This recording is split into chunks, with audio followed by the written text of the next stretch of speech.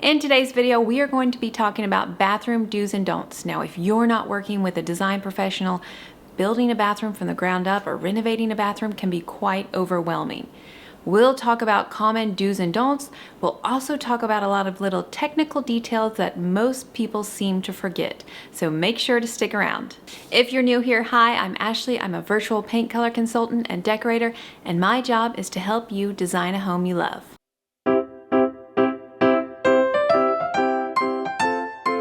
The first step in the process of designing your bathroom is to have a color palette or a clear design direction. Now, most people approach this by one or two ways. They'll either go online and start scrolling through Pinterest or Houzz, or they'll likely walk into a big box store. Either way, this process is fun, but it can be quite overwhelming. Far too often, people are so excited to finally be ripping out that horrible bathroom they've been living with for years, or they're excited to start planning their new build that they get way too wrapped up in all of the online inspiration or all of the choices at the store. And unfortunately, what happens here is rooms are designed without a single focal point, and you've got a lot of chaotic design decisions being made. When designing a bathroom without a designer, remember, keep it simple. Focus on those timeless materials, and if you aren't sure what these are, don't worry. We will go over a lot of timeless classic design decisions that you can make in a bathroom. But the best thing that you can do is pull up Canva, which is really user-friendly, and make a mood board. Pull all of the elements that you're considering for your bathroom in the space. This helps you to pick a color palette that works well together, create balance, and make sure everything works well together in the space. There are a lot of mistakes you can make when it comes to your floor selections, so let's talk about those one by one. In general, if you're going to go with a loud or really heavily patterned floor, that needs to be your focal point. Don't try to do too much in one space. If you go with a busy patterned floor, that's the only pattern that you need to have in the room. Everything else needs to be quieter to allow that floor to kind of take the center stage. When it comes to your tile selection, whether you are selecting a tile for your floor or your shower walls, I do tend to recommend quieter patterns over busier ones. And that's for a couple reasons. One, it does tend to box you in design-wise when you inevitably want to change the paint color, maybe add some wallpaper, add some new decor to the space. Another reason is that typically these overly loud pattern tiles are pretty ubiquitous with a certain time, and it's pretty easily to feel like your space is dated just a few years down the road. Another mistake that I see happen time and time again is choosing the floor tile and forgetting about that when you make your other selections for the bathroom. Now, if you're choosing a neutral colored floor tile, you need to take this with you everywhere you go, whether you're shopping online. That's why creating those mood boards are so important, and pulling in all the elements you're considering, or if you're going to a big box store. This is going to be your guide, your roadmap, so that you make sure all of the other neutral elements that you're incorporating in the space work well together. You don't want a beige floor with a taupe vanity or taupe walls. Everything needs to work well harmoniously together. If you are choosing a tile like a marble that has a lot of natural variation, where some marble pieces can look a lot darker and some can look a lot lighter, make sure you talk through with your contractor that you want these randomly spaced for a more cohesive look. I have seen way too many bathrooms ruined by all dark marble next to each other and then all white marble next to each other, and then it ends up looking very blotchy, and I promise you, you will hate your tile job. Now, when you are purchasing manufactured tiles, I often see the same thing. Some of these are darker, some of these are lighter, some of them are kind of in the middle. You can kind of save yourself a lot of headache if you request that all of those tiles be purchased from the same dye lot. And when you do that, make sure you purchase extra, because when you inevitably need more tiles, you don't have to order them from a different dye lot and they're way lighter or way darker. So always purchase extra, especially when dealing with tile that has a non-uniform background. Another thing that I see happening a lot, and this ruins the look of your floor, and a lot of people choose to put in that tile that's on those mesh grids. I love that option. However, your tiler has to be pretty disciplined. They have to put those spacers in enough spaces so where these squares stay in line and you don't get those uneven grout lines. This has happened on so many jobs before. You want to really, really pay attention to what's happening, making sure that there are enough spacers so that you don't get those weird funky lines, and it's so easy to tell that this tile was on a grid. You will hate the look of your bathroom floor if you don't pay attention to that. Now, practically speaking, in the shower, you want to avoid high polished stone. Honestly, the safest thing to do is find tile that has like the small penny tile or the hexagonal tile where you have increased grout lines. That's going to help with slipping. Now, I know a lot of people really want to get away from grout lines in the shower because they don't want to be responsible for cleaning those, but in terms of safety, that's the best thing that you can do. Lastly, don't forget about adding heated tile floors. This is such a nice thing, especially in those cooler months. Now, in terms of timeless tile floors, now this list won't encompass everything that I think is a good idea to put in your bathroom, but here are some of my favorites that I tend to recommend over and over again.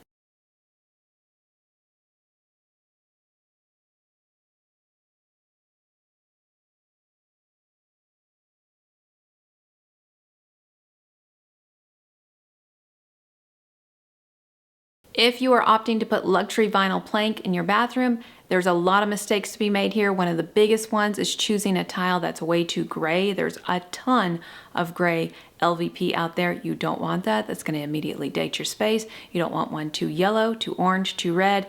You want that nice medium brown that's going to stand the test of time. Another problem that I see happen over and over again is only taking home that teeny tiny sample size and then coming home after their contractor has laid the floor or they've laid the floor only to find out that this LVP is way too busy. You want something that's a little bit more uniform, a little bit more quiet, and you can ensure that by finding a picture online of how this LVP floor looks or order a box, rather than a typical sample size, and see how it looks when you lay multiple pieces out.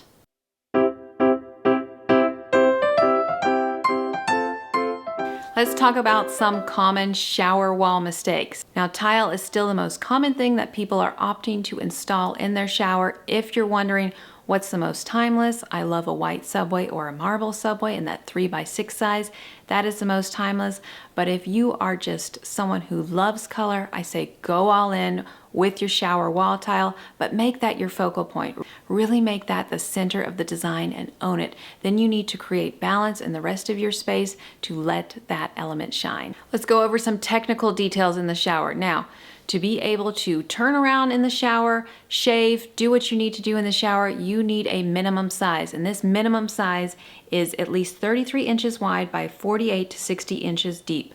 Nobody wants that feeling of barely being able to move or turn around in a shower, so don't overlook this detail. I also can't stress enough how important it is to think through your niche space. This is the space that's going to be kind of carved out and it's going to hold your toiletries, the things that you use in the shower. You need to discuss this with your contractor because they might only give you one tiny niche when you really need two. They're going to decide the placement of the niche if you're not there. You might want them stacked vertically, and they thought you wanted them horizontally. You really need to be there on those days to make those crucial decisions because I promise you, if you're not, they will make them for you and likely it's not going to be what you want. Another niche to think about is where are you going to shave? How are you going to shave in the shower? A lot of people are opting for those horizontal niches towards the bottom of the shower. I think that looks so much nicer than the ledges that kind of break up the visual flow of the pretty tile. So that's something to think through as well. Now, a lot of people are opting to put that rain shower head in their shower. I think that's a great luxurious decision. However, you want to think through this. If you are someone that washes your hair or wants to clean your bathroom ever, you need to have an alternate shower head, and that's typically going to be one that's on the wall. You also need a handheld shower head because there's no cleaning your shower unless you have that. You need something to be able to move the water around 360 degrees, so don't overlook this important detail when you are planning your shower.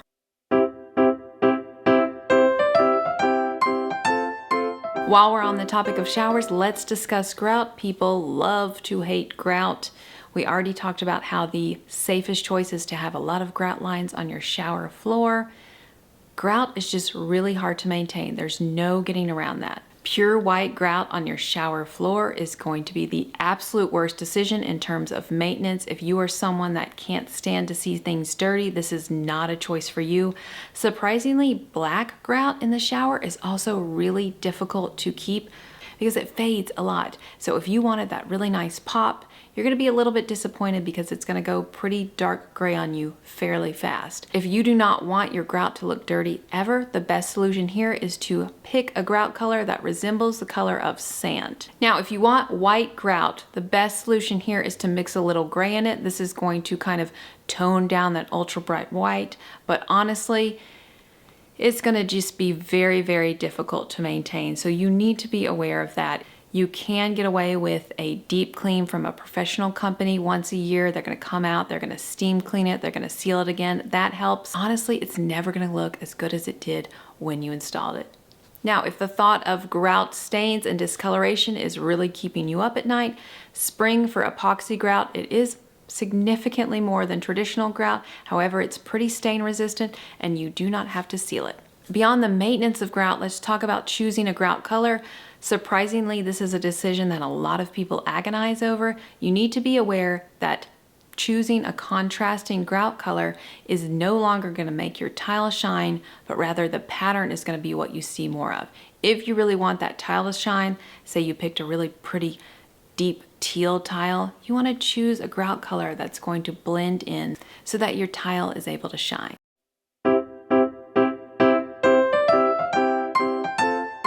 If you've seen any bathroom inspiration images over the last few years, and I know you have because you're getting ready to renovate your bathroom, you are aware of wet rooms. This concept of putting the shower and the tub behind a glass enclosure and just tile as far as the eye can see, this is a really difficult decision. Now, if you want my opinion, I say skip this altogether. This is a lot of maintenance. We just talked about how difficult grout is to maintain. If you don't think water is going to splash everywhere in that room, you are mistaken. You need to skip this high maintenance design decision altogether.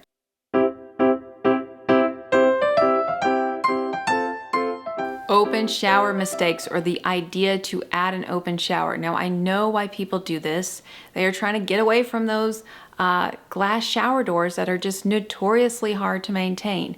However, unless you have a significant amount of heat in your bathroom, you're opting for heated tile floors, you've got great insulation in the space, you've got multiple shower heads, which ends up being very expensive. These end up being very, very cold, especially if you live in a colder climate. Now, if you have made this design decision because you are just absolutely dreading keeping those glass shower doors clean, I say you need to opt for a squeegee. This works wonderfully well. It's a 20-second exercise that I know is a little annoying, especially after you get out of a nice warm shower, but these will save your glass doors from all of those disgusting watermarks, and you won't feel like you have to clean all of the time.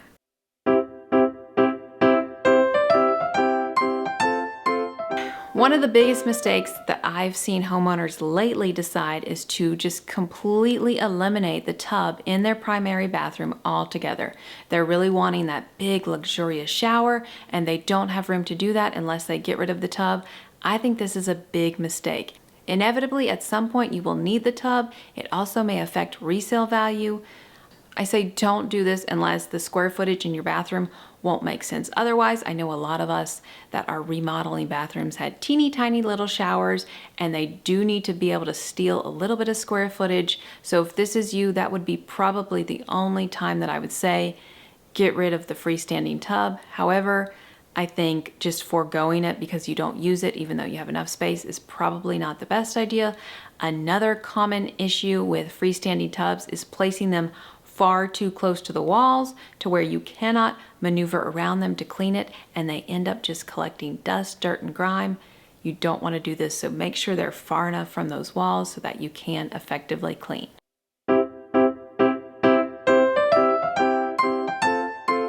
One of the biggest mistakes when it comes to selecting a vanity for your space is not evaluating the storage capability in the space. You want to make sure you have enough room in that vanity so that all of your stuff doesn't live out on your counters and quickly clutter the look of your bathroom. So a lot of us I know are purchasing those prefabbed vanities from big box stores. I think that's great. I've personally done that in a lot of the bathrooms that I have installed, in the bathrooms that are in my house. The problem here is that they don't come with a lot of storage. So if you are someone that needs a good bit of storage, going the custom look is going to be your best bet. Now, with the custom look, always opt for more drawers than doors. The reason here is that it's just so much more space.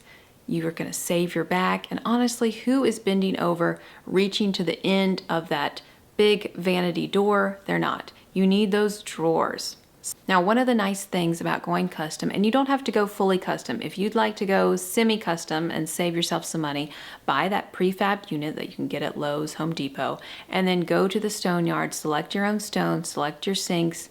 That way you can kind of make it yours, make it a little bit more custom. Another nice thing about this is typically the reveal of the stone on those prefabbed units that are, all in one.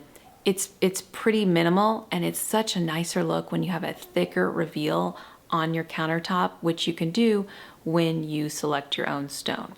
I see a lot of vanities that are too tall or too short. Now, if you're in a kid's space, you obviously want to err on the side of a shorter vanity. If you're taller, you want a taller vanity. So at a minimum, you want to aim for about 32 inches and then plus 1 or 2 inches for the stone top.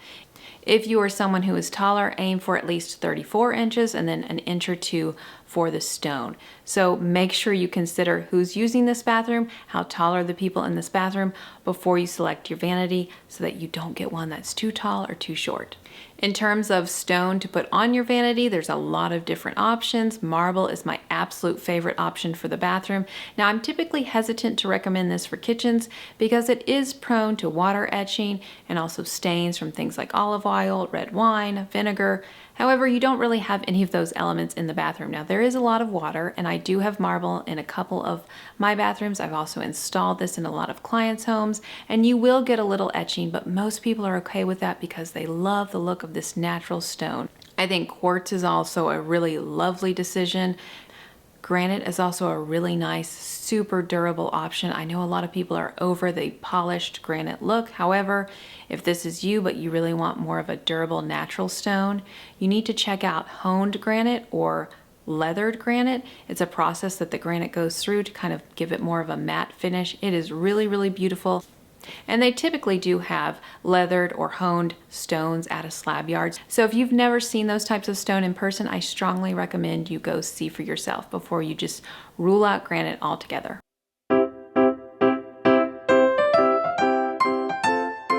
Let's talk about plumbing fixtures and the mistakes that you can make in this space. So matte black plumbing fixtures, there's no denying it. Those are some of the most popular options, some of the most trendy options right now. A lot of people are rushing to put these in their bathrooms. I recommend you pause on that thought, and here's why. One, it is trendy. When the trend passes, you will inevitably feel like your bathroom's a little dated. And two, these show hard water stains like nobody's business. If you are someone that can't stand when things start looking dirty and old, you're gonna regret choosing matte black fixtures, especially in the shower, because those hard water stains really cling on to those fixtures. Let's talk about more timeless decisions you can make with your fixtures. You've got chrome, you've got polished nickel, you've got brushed nickel, and then you have unlacquered brass. Now, chrome is a great timeless option. However, it does show a lot of water spots. So if that's gonna bug you, if you don't wanna be cleaning constantly, I would say go with polished nickel, go with brushed nickel. I love nickel. It is a softer look than chrome. It's completely timeless. It's just beautiful. So polished nickel or brushed nickel, both good options. Unlacquered brass is really pretty, but it's gonna patina, it's gonna weather over time, so you have to be okay with how it's gonna look years down the road if you make that design decision. Another technical issue with vanities is choosing a plumbing fixture, a faucet that doesn't extend far enough out into the sink bowl. Ideally, you want that flow of water to be right in the center of the drain so that you're not right up next to the side of the sink attempting to wash your face or wash your hands. Another really nice thing to have with your vanity is outlets in the vanity. It keeps clutter off of your counters. It's just really nice to have. Also think about adding a USB outlet. That's also really nice to have so you can charge things like your toothbrushes or your devices in the bathroom. So don't overlook that crucial design decision.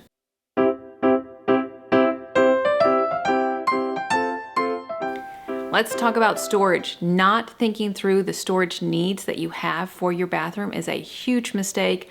You do not want all of your products or your towels or just toilet paper living all throughout every single horizontal surface in your bathroom. Think through the items that you need to store in your space.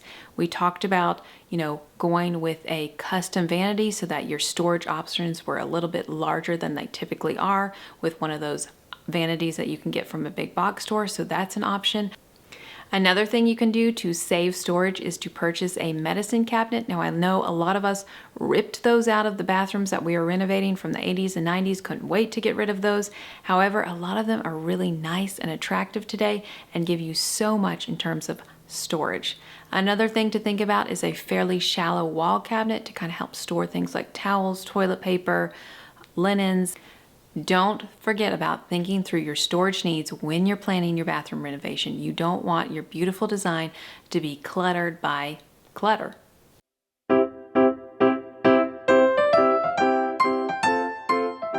Just like with every room in your house, your lighting should be layered. Now in the bathroom, if you have space, I always recommend going with sconces flanking your mirrors. This gives you a nice even glow. It's really nice for grooming, putting on makeup. That is the best option if space allows. Another option to think about are those lighted bathroom mirrors. That is also going to provide a nice light, especially when grooming. And then of course, if you don't have any other space, the lights above the mirror are acceptable too, but absolutely, if you have enough space, wall sconces are best in a bathroom. Another thing to think about and request during your bathroom renovation is to put everything on dimmers. It's so nice not to walk into a bathroom with blaring lights first thing in the morning, or if you're taking a relaxing bath at night, it's nice to turn down those lights. So don't forget about adding dimmers to your space. Now let's talk about temperature of your light bulbs in your space. We're going to get into the nitty-gritty. Now I typically recommend 2700 kelvins for light bulbs throughout your home. That gives you a nice warm glow, doesn't look too sterile. However, in the bathroom you need a little bit more light because you're going to be in there using it for grooming, for makeup application. Look for light bulbs between 3,000 to 4,000 kelvins for this space.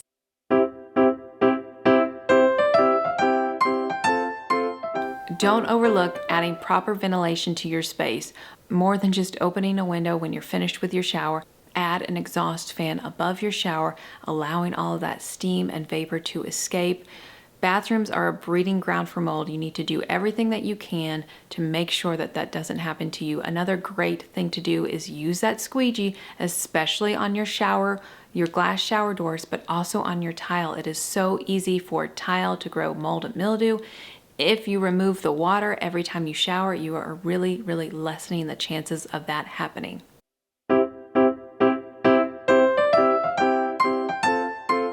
Let's talk about toilets. No one wants to look at a toilet when they walk into a bathroom. Sometimes it's unavoidable in smaller hall bathrooms.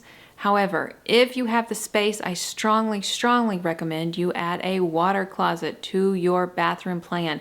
It is so nice for two people to be using the bathroom at once, giving one person in the toilet room privacy.